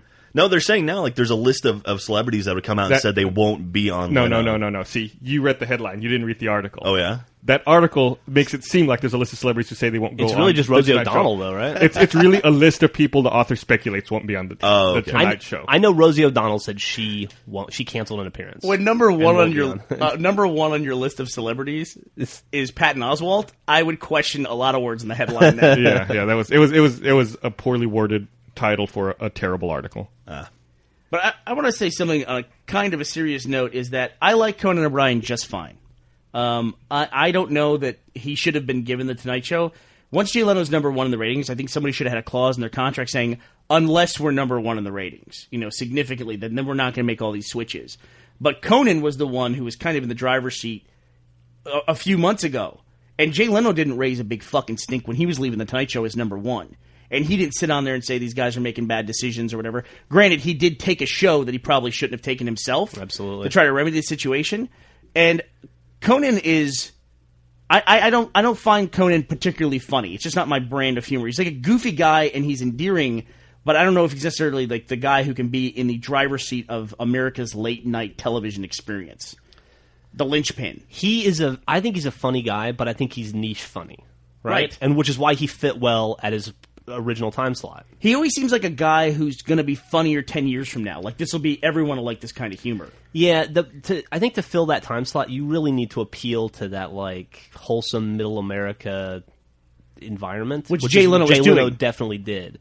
Jay Leno, by the way, and who Carson is fucking did. terrible. Yeah, and not funny at all. I hate Jay Leno. Jay Leno's just he's not funny at all. Did you see the clip where someone took one of his shows, one of the 10 o'clock shows he did, and took out all the product placements he mentioned, like products he mentioned by name? This was like 6 minutes long of just him saying different names of products. Wow. What was one of them, Tebow? College football joke. But the thing that I don't agree with what Conan is doing now, where he had a shot on the Tonight Show, and you could say, well, they didn't give him enough time to really develop.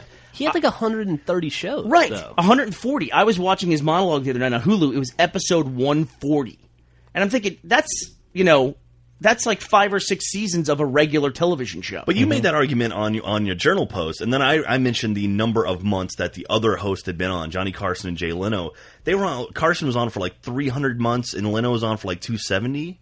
And then you give Conan 7. That's nothing compared to what those guys got. It's still 140 chances to get fans. If Jay Leno had come onto the show and had lost as much ratings as the change, from Johnny to Jay, as Jay to Conan, Jay would have been gone in 6 months. I don't know what the percentage is, but they say that Jay Leno did actually struggle a bit early on. But when he got the Hugh Grant interview after he had that scandal with the prostitute, that's what boosted his ratings. And now they're saying this right now, what's going on with Conan now, could be Conan's Hugh Grant interview. Like this could be what spurns people to start watching his show. But nobody's watching. No, dude, his ratings have shot through the roof this week. They're watching now. Yeah, exactly. They're watching now. Yes. He was still getting trounced by Letterman last week in the middle of all this. In the middle of all this stuff last week, his ratings hadn't moved a blip. But also, he was getting like a 2.6 every night. But the problem, too, is Conan is going into this having some of the worst ratings leading into his show that anyone's ever had. Because of Jay Leno. Because of Jay Leno. There's extenuating circumstances, but still. Jay Leno is sinking even like the local news' ratings.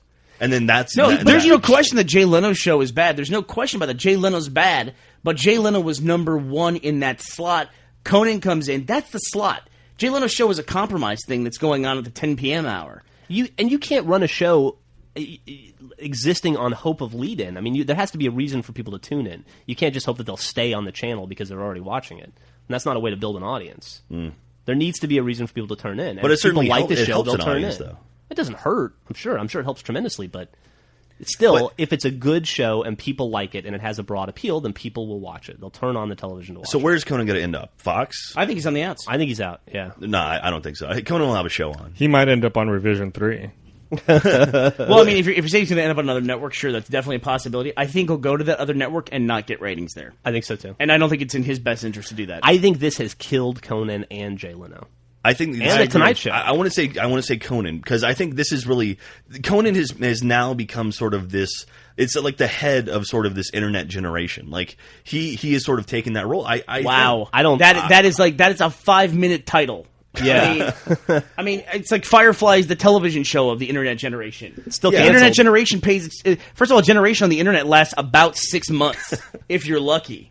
I mean, there is no internet generation. It doesn't exist. I mean, you can look at anything that's popular on the internet, anything, and in 7 months, nobody cares about it. It's gone. Yeah, it doesn't exist. Just a quick correction. I'm looking here, and the Tonight Show actually has double the ratings of Letterman. Oh, Since really? When? Since on what when? Day? As of last week. I remember last week it got a 2.6 and Letterman got a 3.5. Oh, I'm looking at different numbers. I'm showing Tonight Show has 1.8 and Late Show 0.9. 0.9? That's not even that. That's are you looking at share? Or are you looking it's like Nielsen's 25 local markets with people meters. So you're looking at local markets? We looked at the numbers last week and we said there was 300 million people in the U.S. and 2.8 million were watching The Tonight Show, which was less than 1% of the entire nation. And it was all the headlines. We had those numbers last week. Yeah. But here's my point that I was trying to make about Conan, which was my serious thing that I disagree with, is that he had his shot on the show, right? And he didn't get the ratings. He had 7 months to try to get the ratings up, and it wasn't working. You can argue now that with the controversy of him leaving, this external controversy, now they're getting ratings. Either way, it doesn't matter. He didn't get the ratings, and now he's leaving. Yeah. If the controversy goes away, then arguably his ratings are going to go away too, right? Right. If he keeps the show and goes on business as usual 6 months from now, he'll be right back to where he was. Right. My problem with Conan is what he's doing to The Tonight Show, which is that is a cultural touchstone in this country. Yep. And it is not his to dismantle it. It is not his to do things like put it up on eBay or sell it off on Craigslist or anything like that, or to stand up on the monologue and essentially sabotage the future Tonight Show. That's not his show. He didn't create that show. I think at the point where NBC said we're going to move the Tonight Show, that's when all bets were off. I don't think because all bets at that point off. They were changing the Tonight Show, and they were literally changing the Tonight Show. But it's their right to do it. They own it. Also, they're changing because of him and his contract that's in place. I mean, we go back a year. That's when all this stuff should have been done. Yeah. And Conan should have stayed where he was, and Jay should have stayed where he is. They should have done that. And this actually has history, because this has happened before with The Tonight Show. Yeah. In the 80s, the guest host or the backup host for The Tonight Show was Joan Rivers. Always Joan Rivers. And everybody loved Joan Rivers. And Joan Rivers was like the heir apparent, if not David Letterman, to The Tonight Show, and more so than David Letterman. More so. It was pretty much universally understood that she would probably take over The Tonight Show from Johnny someday. And what happened and people were fucking happy as hell about it, because she was great. Because she was great. She was probably better as a temporary host because of her, just the way she does her comedy. But Fox came along, they had a gap in their late night show, and they said to Joan Rivers, would you like a show on our late night lineup? And she said, absolutely. She took the Joan Rivers show on the Fox. How long did it last? It's like 2 months. Maybe. She was off the air almost I immediately. knew Joan Rivers used to be the backup host of The Tonight Show. I'd never realized that's what happened to her. That she went to Fox. She got a lifetime ban from The Tonight Show because of that. Johnny Carson never spoke to her again. She went from being the guest host of The Tonight Show, heir apparent to The Tonight Show, biggest show in U.S. history, or like the show you want to have, especially as a host. She goes on the Fox show, Joan Rivers show, there 2 months, and she burned it. And she said publicly when Fox canceled her, I could have just stayed where I was and had everything right, and Fox took me in and then canceled me immediately. Yeah. And basically just derailed her. And where is she now? Sounds like she's on E. No, she's on Red Carpet. I know where she is. She's on TV Guide channel. She's on TV Guide channel. Wow. Doing her red carpet stuff. Still a tremendously funny lady, you know? But then Carson loved Letterman. Like, Carson is basically, he hand-selected Letterman to be his replacement, and then somehow... That was 1990. What I'm talking about is 1980. Yeah. I'm talking I'm talking when Carson was stepping down, though. And then somehow Letterman ended up, he got screwed out of the job because of some reason or another, or I guess... Once again, Jay Leno. Yeah, it was Jay Leno took the job from Letterman. And here's a fun fact. Do you know the last time Carson appeared on late night TV? Do you know where it was? Yeah, it was on Letterman. It was on Letterman. We watched it. He sat behind the desk, and it was probably one of the coolest things I've ever seen. Yeah, Bernie and I watched it on YouTube last week. Yeah. Dude, I don't know if we talked about this during the podcast, but Johnny Carson, after he retired from The Tonight Show, he disappeared. Yeah. He went to live on a boat. We never saw him again. And, Jeff, you heard a really cool rumor of this. I read about it. I've heard this. Letterman talked about it when Carson died. It wasn't a rumor. Yeah, I saw the episode, like the homage to Carson on Letterman when he died. Carson was still a funny guy. He was still writing. You know, he was still I don't think people realize he was a writer and he wrote a lot of the material, and he was actually he probably would have been okay as a comic. He after he left, he would still write monologues for Letterman because he didn't have anything else to do. He was sitting on that boat and he still thought of funny shit to say. So he would mail in and email in like jokes to Letterman, and Letterman would use them every night on the show. Yeah. Wow. And then he would do the Letterman would do like the golf swing anytime it was a Carson joke. Yeah. Which is kind of cool. So I did not know that. Yeah. That's pretty cool. And there's an instance where NBC said, Tonight Show's number one. There was really no other competition for it because The Late Show didn't exist. And they took the attitude of, well, we're not going to mess with a good thing. Jay Leno is the backup host for The Tonight Show. We know this works. We know this gets ratings. We know Letterman does well at late night. And so they stuck with it. And guess what? It worked. Jay Leno beat Letterman, 10 years. It was more than 10 years. Yeah, Letterman never beat him. I don't think on a year-to-year basis. He might have beat him on individual epides, but Letterman was always chasing him. And by the way, I love Letterman. Absolutely. That's who I would prefer to watch in all of this. His scandal. Talk about things that get ratings. I mean, Letterman should have an affair, once every few weeks, or make fun of Sarah Palin's other daughters, or have heart surgery or something like that. So I mean, back to Jay or Dan's point is that if you think that Conan O'Brien is being tossed off the Tonight Show because Jay's show is doing poorly, that's not the case.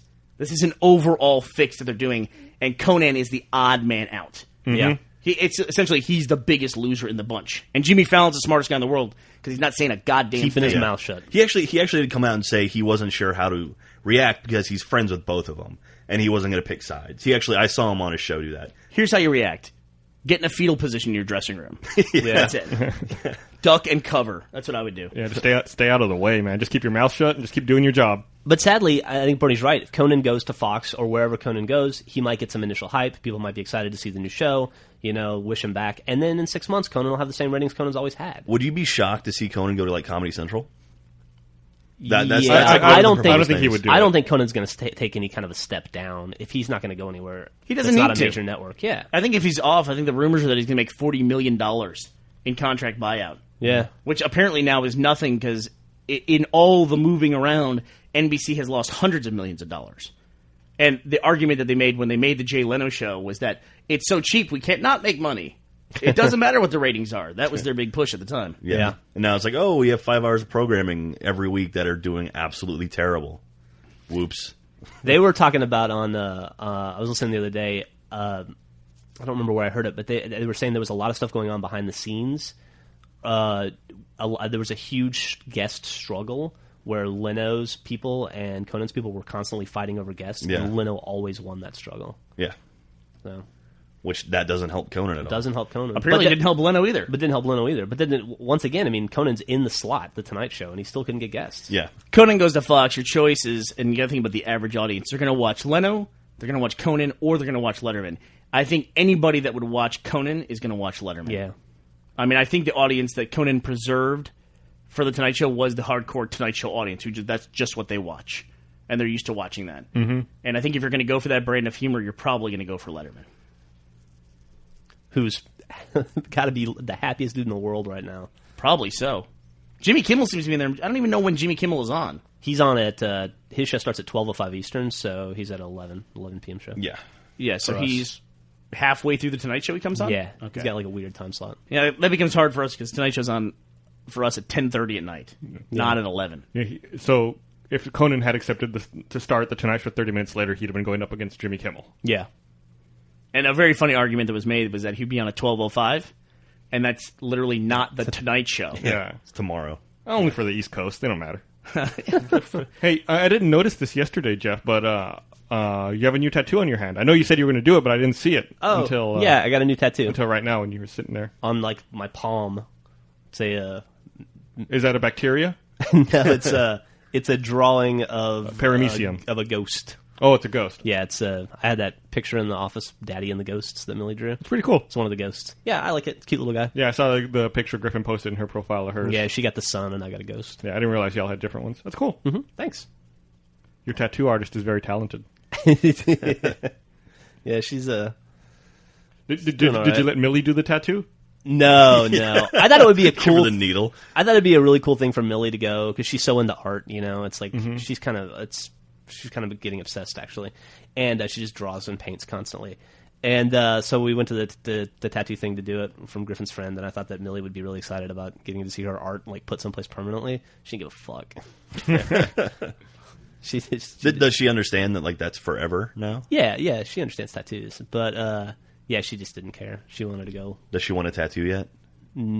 She gives herself tattoos all the time. Oh yeah. Yeah, and there's nothing I can do about it. One night I came in, and she had drawn all over her legs, and I was like, Millie, what are you doing? And she goes, I made tattoos. And I was like, you can't do that. And she looked at me and she said, Mommy has tattoos.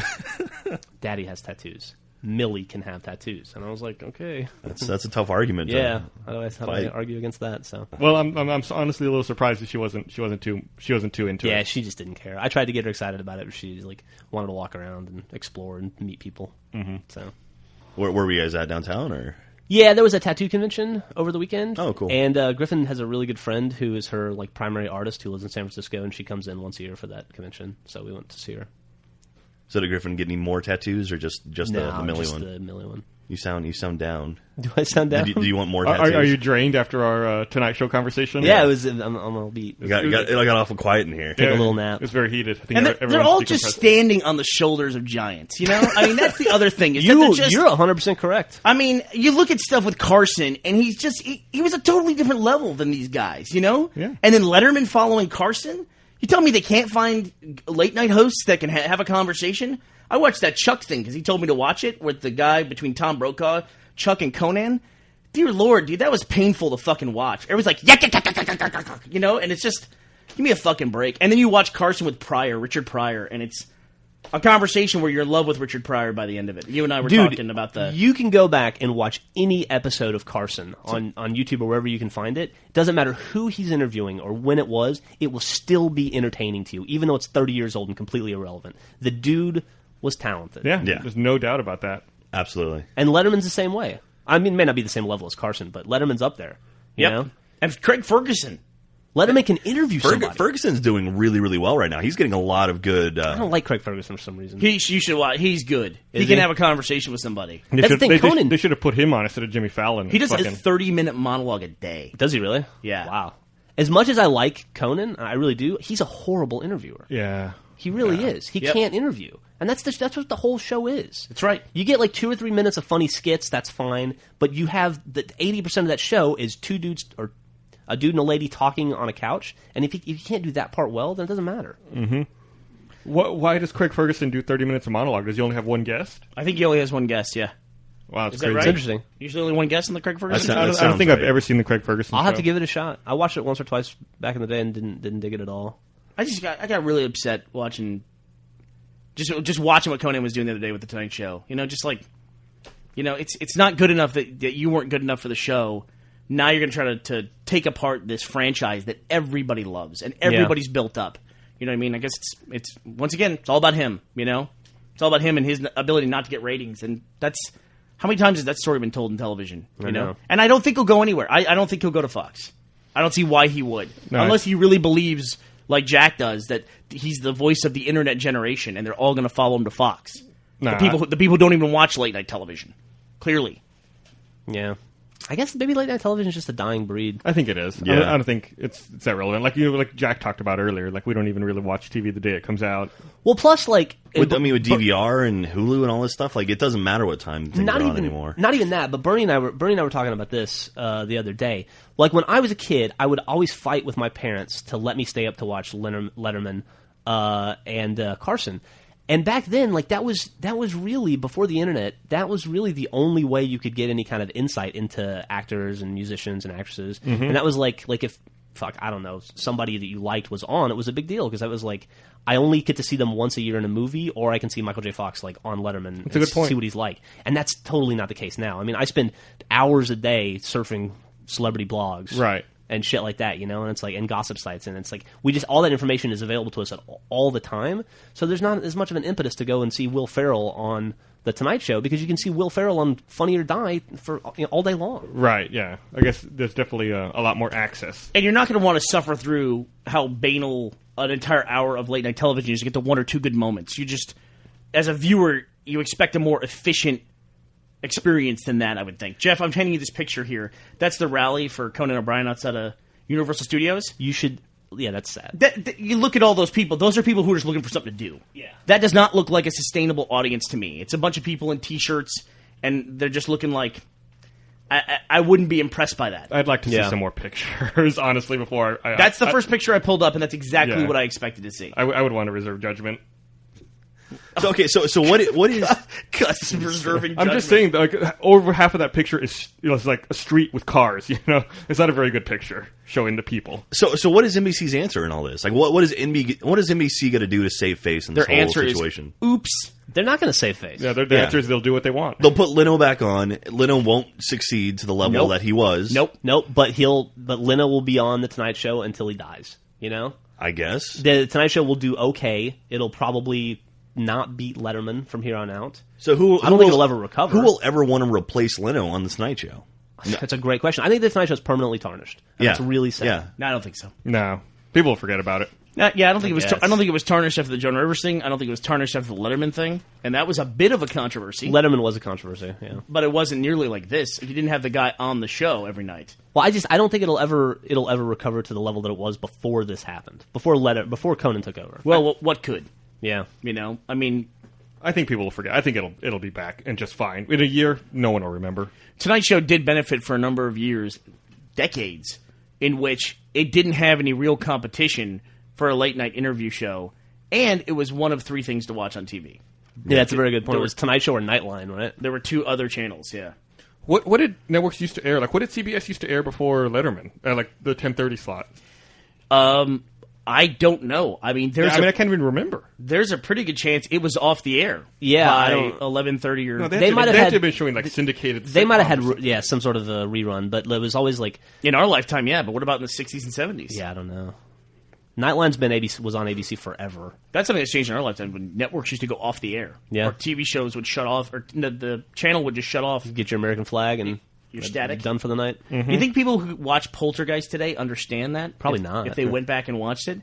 And I don't think they probably realized when they were making Poltergeist that they were focusing on something that was going to go away. Can you even see static on a TV anymore? Yeah, I have a static channel on my TV. Do you? Okay. Yeah. I don't know what it is, but it got picked up. It's just static. We get a lot of Spanish channels, by the way, over the air now. Oh, did you hook up your antenna? Yeah, I hooked up the antenna. Yeah, this is. Look at this. Here's another picture. Okay, yeah, that's a better picture. Yeah, that's a dig meetup. You know what I mean? Look, there's a 0 hour hoodie in there. Yeah. That's my hoodie. I like that that's the one thing you spot. I would like to walk through. Yeah, I see that too, and it looks good. Yeah, it's a great shape. Best made garment ever. They literally eating pizza in the line here in this crowd. They're like passing around pizza boxes. But come on, are you disparaging pizza now, Bernie? No, I just don't see. I mean, but isn't that the audience that NBC would love to have? That younger audience, the 18 to 40-year-old male audience. But apparently Conan doesn't have that audience. If he did, he would have ratings. But they're all standing outside. They don't watch TV. 200 people are standing outside. This is a bigger deal on the internet than it is on the television show. Yeah. Because they have the T-shirts are on the internet. I mean, the TV shows aren't selling the T-shirts. It's people who want to just make these, T-shirts to capitalize on it that are doing it. I see these people wearing those T-shirts. No, I don't see that. I don't look at that and see a real audience at all. I really don't. I see a bunch of people who are excited to be out doing something. So they all got together. And I guarantee they organized this little meeting on the internet, and then they'll just go back to the internet to talk about it. And then half these people won't watch The Tonight Show with Conan O'Brien that night. They won't watch it. Well, they might watch it to see if they got on. See if they got on there, yeah. But that's it. Yeah, they're not going to... It's not sustainable. I just don't think it's sustainable. I might be jaded at this point, but I've seen enough of this stuff go by on the internet, and everyone gets very excited, and then it just goes away, and it doesn't fucking matter. Dollhouse is being canceled. Yeah. It's gone. You know what I mean? Final episode's like 2 or 3 weeks. Jack, that was the show of the internet generation. I don't know about that. I don't know if that's true. Well, you don't know if it's true anymore. I bet 9 months ago you would have said that. Most important fucking show in the world. Well, yeah, but look who got it back. The internet got it back. It was a pretty horrible show, though, honestly. You could say Family Guy is the show of the internet generation. That's still on. Absolutely not. They bought DVDs. Family Guy is the show of the people who spent $30 to buy a DVD generation. Exactly right. That show got brought back on the air because they sold 1.5 million box sets. Anyway, who cares? What's the point? I mean, really, what is the point? You know what I mean? It's just like, people's behavior is going to change. You know what I mean? And it won't matter. They get as upset as they want to get. Things will be changed the way they are. They'll be that way. And you either watch it or you won't watch it. But likelihood, you probably won't watch it. Yeah. 1% of America. You're probably not in that category. Do you care? Do you care that Conan O'Brien is going off the Tonight Show? Dude, we got Haiti happening right now. Let's not even say that. Don't even worry about that. No, but there's actual stuff going on in the world, and all I see... No, it's annoying. Because like you said, we're... CNN.com, if you go to it right now, it'll be blasted with Tonight Show stuff, right? Mm-hmm. And... for, 2.5 million people out of 300 million people in this country, it doesn't matter. Nobody really cares. You just don't watch it. In the last year, 365 days, how many times do you think you tuned in? I watched the first 2 shows of Conan. And I thought, it's pretty funny. It's just like the Conan show. I probably watched most of them. You watch more late-night TV than anyone I know, Gus. Yep. Yeah. The problem, I think the big thing that people are getting pissed off about this is the fact that Leno's coming back.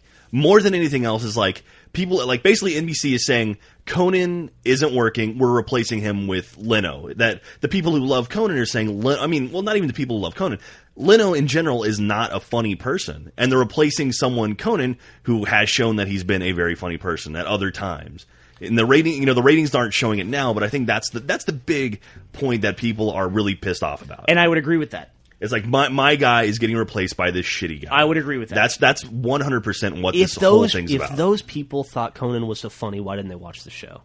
Maybe they were the people watching the show. I guess. Well, in that case, then it's a super, super minority that likes Conan. Yep. I'm willing to accept that. Yeah. Yeah, it's one of those things where, NBC really screwed up because, how many times do you see something that's bad that gets to the top like that? You can see that a lot with comedians.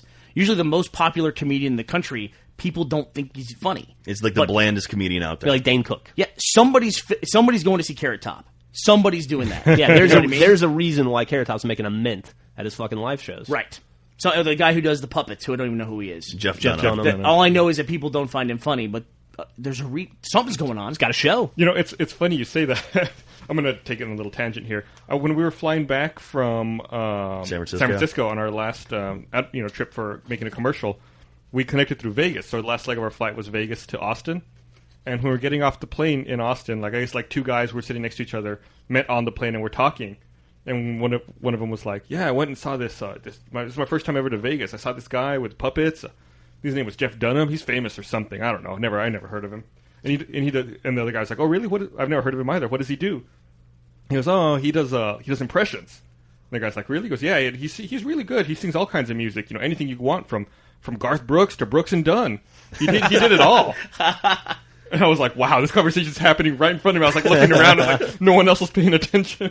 No one was filming you at the time. He's got the Brookses covered.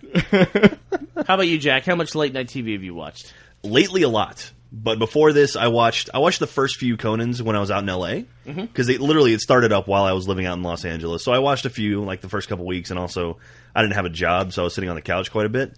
And then, it's tapered off. But I mean, the late night TV I watch is Daily Show and Colbert Report. And then I'll catch up on my shows that I missed during the day at night. Like I'll watch How I Met Your Mother, whatever else, The Office, 30 Rock. I'll watch those at night before I go to sleep. But as far as watching late night TV, I don't usually do it. And but now I've been watching Conan and then part of Jimmy Fallon most nights, like the last couple weeks. Because like I feel bad because this is stuff that I enjoy and I take for granted that it's even there. And now that I know it's not going to be there anymore, I feel bad about it. And I think a lot of people are going through that right now too. Okay, that makes sense. No, it totally makes sense. So, Conan has produced some of the funniest stuff I've seen in the last 10 years on late night. Triumph is hilarious. Triumph's hilarious. Amy Poehler came out of there, and Letterman doesn't have bits like that. I mean, what is it? Chris Elliott was like one of the funnier things to come out of the late night show. Yeah, he does stuff like where they sand shit down. The Grinder Girl. The Grinder Girl. He does like that kind of stuff. But his top 10. Letterman's bits are always kind of... There's actually a thing on NBC now. Technically, they own the rights to all of that stuff that was created during Conan's shows. Of course. And so, it's their stuff. Like, there's like an argument now, like, who owns Triumph the Insult Comic Dog? So is it Smigel or is it NBC? And so, if Conan does move somewhere... Like Masturbating Bear is owned by NBC, and it's like that happens. Letterman can't do throwing things off a 10-story building. Yeah, and I read somewhere like Larry Bud Melman, when Letterman moved from CBS, he had to change his name because they own Larry Bud Melman, or he used his real name as opposed to his fake one. That's correct. Nuts. That's the way it works. You work any job, like an engineer working at IBM. If he has a patent or invents something, he doesn't own it. IBM owns it. Who pays the it's who pays the bill gets the reward. Yeah, the person who paid you to develop all that stuff. Right. Absolutely. Well, I wouldn't say the person who paid to develop that, or the person who paid someone to develop that would make sense. That's what I'm saying. Yeah. Okay. How is you saying that? NBC created a format with which Conan could come up with those ideas and those bits. They should belong to NBC. Yeah. And it's not like if he doesn't get ratings or the bits aren't funny, Conan's going to pay them back his paycheck. Yeah. I would love to see a Masturbating Bear TV show. It probably wouldn't, Jack. I mean, honestly, would you really want to see that? Not at all. Right up there with the caveman. I could see like NBC trying that. Like, that's what they liked on TV. They're going to let Joss Whedon develop it. Yeah. It'll be gone in 3 episodes. But I will say this, and then if you go back over the last 10 years too, and when I heard about interviews that I then wanted to see, they were always Letterman interviews. Yes. If they were funny bits, they were Conan, and Jay Leno could care less about. I don't think. I think there's not a memorable moment on product placement. Yeah, Drew Barrymore and him talking about Kraft macaroni and cheese. It was something to ridicule. Headlines. Yeah. I can't think about Jay Leno without still remembering those Cool Ranch Doritos ads from the early '90s. Oh yeah. I still see him as a Dorito salesman. Did you see what Jimmy Kimmel said to Leno on his own show? Yeah. When Leno interviewed him, he brought him on for 10 at 10 or whatever, and and Kimmel said, "Jay, leave me and Conan alone. You've got $400 million and a hangar full of cars. We have wives and kids. Please, just leave our shows alone." On Leno's own show. Yeah, that's also Kimmel trying to capitalize. Nobody's fucking with Kimmel. You know? It's Kimmel trying to get ratings. It's Kimmel saying trying to drive a wedge in. And I like Jimmy Kimmel. Don't get me wrong, but he's it's him trying to insert himself into the controversy. Oh yeah, totally. He has no business being there. Yeah, he has a point though. Leno doesn't have any kids, just a shitload of cars. What does that point? Matter. That's no point. Doesn't matter. That's not a point. I feel like we've soured everyone's mood here. Yeah. I'm sorry. We got a big, long discussion about late-night television hosts. And then we are arguing doesn't matter. Yeah, and I don't think any of us really care about it necessarily. I really don't. I really don't care. The thing Conan was doing was upsetting me today, but that's about it. Yeah. So let's end on something more positive that we can talk about. And I don't know what that is, but I'm hoping somebody else can talk about it. We saw Cynthia... Who's the chick from Mad Men? Cynthia Hendricks? Oh. At the Golden Globes? We saw her Golden Globes. Christina Hendricks. Christina Hendricks, thank you. Talented lady. God. Wow. She was spilling out of that dress. I might have to replace my obligatory Kim Kardashian photo with a photo of her. Something just showed up on my radar that I had not yet heard about, which is a Martin Scorsese miniseries for HBO. Oh, yeah. Which is supposed to be something like a cross between Sopranos and Mad Men, which... Really? I'm sure they're just coming up Well, with. it takes place during Prohibition era, like in New Jersey or somewhere like that. Like it's on like a boardwalk or something. That's going to be my new wallpaper. Right there. Gus just pulled up her dress. Lovely designs. Wish I was pulling down her dress. Hey-o. Vagina. See, even Heyo is... I mean, that's Ed McMahon. Yeah. Ed McMahon. God, I mean, The Tonight Show was such a juggernaut and such an experience that Ed McMahon had a whole career afterwards doing nothing, just being him. Yeah. Showing up, being on envelopes, telling you that you have junk mail. Be like, Ed McMahon. Hey, Ed McMahon. He gave people junk mail with a smile, and they took it happily. Yeah, they're all excited. And he'd give you cash for gold. What the fuck is the Publishers Clearinghouse? What is that? No clue. It's just a way to sell you magazines, right? Yeah. That's all it is? You get those little stamps, and then you put the stamp on the sheet, and then you get that magazine. And then your neighbors get lots of magazines. Do they still have that? Do they still do that? would assume. I remember when I was a kid, do they still what, I'd mail? always see commercials for that. But I don't feel like I see the commercials for that really anymore. They still do something like it. I've seen a commercial. We used to always get those. Like you'd get the letter that was like, "You've made it to the 4th round. Mm-hmm. If you fill out this piece of paper, you virtually guaranteed to make it to the 5th round." Did they invent the giant check? That's a good question. They might have. Or did that start with like golfing tournaments? I don't know. I just remember when I was a kid and they'd show up at somebody's door unannounced and they'd give them the giant check for $2 million. I think, this is the greatest thing. He gets balloons and a giant check. Can you start paying us in giant checks up here at work? Yeah, that'd be awesome. I'd like to go try to go to a bank and actually try to cash the giant check. That would be fantastic. Try to stuff it into one of those ATM deposits. You need to go to a giant ATM. I wonder if you go to Bank of America and say, I want a giant check, a 2-foot by 6-foot check. I want that, but I want it to be legal tender. There's no way. Why not? No way. Why not? They're not going to make that. The Bank of America, man. They can do whatever the hell they want. They'll need $40 billion from the U.S. government, then they can do it. Yeah. I'm trying to see if I can find a place to buy a giant check online. How are our trophies coming? Oh, I'm glad you asked. We're there. They should be ready very soon. We have to order a part from eBay for them. I don't want to spoil it, but as soon as our part from eBay gets in, we'll be done. And as soon as we drink that part, empty it out, then they'll be ready to go. I also want to point out that Bungie is doing a benefit for the victims of the Haiti disaster. Anything that's bought in the Bungie store, I'm paraphrasing here from memory. That's owned by Bungie. That is owned by Bungie. They will donate the proceeds of that, or some portion of the proceeds. I think it's all the proceeds, right? It's all the proceeds. Goes to relief funds for the victims of the Haiti earthquake. And they also have the special shirt, too. They have a special shirt they made for it, a superintendent shirt. And they're also doing a play date where they will donate money for everyone who plays Halo Wednesday or Thursday of this week. You can get the official times at Bungie.net. It is 12:01 a.m. Pacific time Wednesday through 11:59 p.m. Pacific time Thursday. Okay, great. And it's for every 1,000 people, they will donate $100 up to $77,000. So go ahead and... How many people do they have to hit to get the max? 770,000 people. We can do it. Should not be hard for them. And you'll have to go on Bungie.net and see. You'll have to change your avatar, your emblem, your insignia. Heart, I believe it is. Yeah, it's a very it's a heart specific with a one, circle. And the colors have to be specific, though, right? Yeah. They've got to list it out exactly. I'll link dump it. It's like 7 steps. Anyway, we'll have more information on the site at redversusblue.com/drunktank or roosterteeth.com/drunktank. And we're also going to be having community playdate, where on Thursday night at 8 p.m. Central until 10 p.m., we're all going to be on playing Halo 3 as well. Or Halo ODST. But probably Halo 3. Probably Halo. I'm thinking some Griffball. Getting some matchmaking. Hey, that's a good idea. Yeah. That's a very good idea. I haven't played Griffball in forever, man. And I can't wait to get destroyed by some people who are really good. So hit us up in the Drunk Tank forum if you want to try to schedule a time to play a game. We'll do our best to accommodate everyone. Otherwise, we will see you on Xbox Live this Thursday at 8 p.m. Central.